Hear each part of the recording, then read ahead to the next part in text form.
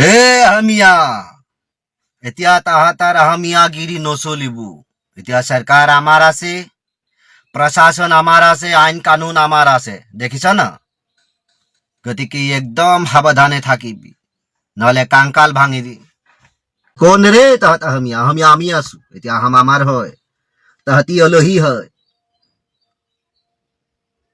তো আমাৰ আহমিয়াক কব যে তাহাঁতি আলহী হয়, এতিয়া আমি আহমিয়া হয়।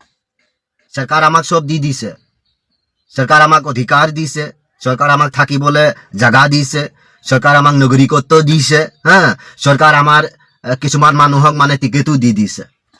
অসমীয়াৰ পৰা টিকেটত নাম কাটি পেলাই আমাৰ মানুহক দি দিছে। তো এতিয়া কি আমি মানে অসমীয়াৰ লগত কি আঁঠুকাৰি থাকিম নে? কেতিয়াও নহব। আমি একদম বুকু ফুলাই থাকিম। এতিয়া অসমীয়া আলহী হৈ থাকিব লাগিব। এতিয়া আমি অসমীয়া হয়, আমাৰ অসম হয় এইখন। আমাৰ কাৰণে ইমান ধুনীয়াকে ৰাস্তা চস্তা বনাই দিছে, আৰু অসমীয়াক 10,000 15,000কে ভিখাৰী বুলি দি দিছে, আমাৰ পৰা নিহে দিছে। তো আমি নাথাকিলে অসম চলিব না? নচলিব। আমি নাথাকিলে অচনি পাবি না? নাপাবি। তো আমাৰ তলত চলিব লাগিব, তেতিয়াহে অসমত থাকিব পাৰিবি, নহলে বাহিৰলৈ গুচি যাব লাগিব।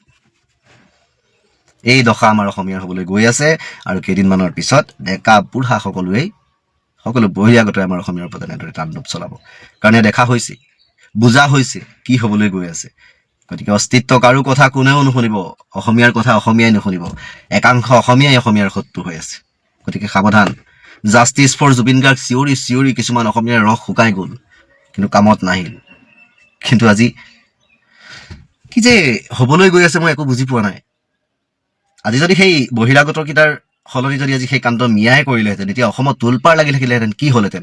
আজি সেই দল সংগঠনৰ নেতা কেইজন, আজি চিতু বৰুৱা হওক, শৃংখল চলিহা হওক, ডিঙিৰ শিৰ ফুলাই ফুলাই যে চিঞৰি থাকে, সেইকেইজন ক'ত গ'ল? জাতীয়তাবাদ কৰা মানুহ। এয়া জাতি মানে বহিৰাগত হলেও বা বিদেশী হলেও হিন্দু হলেই অসমীয়া নেকি? মোৰ প্ৰশ্ন আচলতে, উত্তৰ লাগে মোক, যে হিন্দু হলেই অসমীয়া নেকি? মই সুধিছো, অসমীয়া জাতিটো অকল হিন্দুক লৈ গঠন হৈছিল নেকি? আজি যে বহিৰাগতৰ পৰা, বাংলাদেশী হিন্দুৰ পৰা ধৰি এই অসমৰ মালিকগিৰি বুজাব পৰা হৈ গ'ল তেওঁলোকে। যিখিনি কথা বতৰা তেওঁলোকৰ পৰা শুনিবলৈ পাইছো, মোৰ নিজৰ জাতিৰ, মোৰ নিজৰ ককাই ভাইৰ মুখত মই শুনিবলৈ পোৱা নাই। অসমীয়া জাতিৰ কাৰো মুখত তেনেকুৱা উদ্ভণ্ডালি কথা বতৰা, তেনেকুৱা উদ্ভণ্ডালি অত্যাচাৰী ব্যৱহাৰ দেখিবলৈ পোৱা নাই।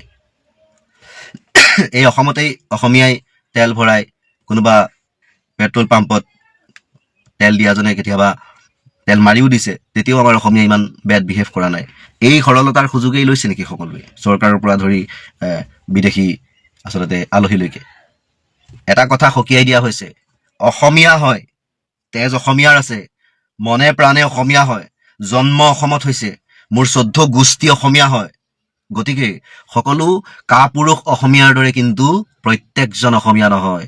গতিকে আলহীৰ নিচিনাকৈ থাকিবি, নহলে কঁকাল এনেকুৱা ধৰণে ভাঙি দিম ন, পিছত খাৰা হবলৈ চান্স নহব। কেইটা মানুহৰ চেহেৰা মই মনত ৰাখিছো, মই এইকেইদিনত গুৱাহাটী যোৱা কথা আছে।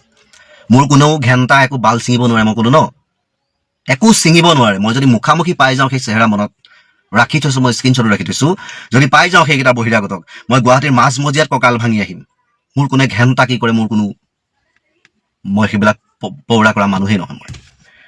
গতিকে মোৰ অসম হয়, ইয়াত মোৰ অধিকাৰ আছে। ইয়াত বহিৰাগতই আহি মোৰ অসমীয়া ভাইৰ গাত হাত তুলিব, মোৰ ভনীৰ অশ্লীল ব্যৱহাৰ কৰিব, আৰু মই সহ্য কৰি যাম? কদাপি নহয়, কেতিয়াও হ'বই নোৱাৰে আৰু।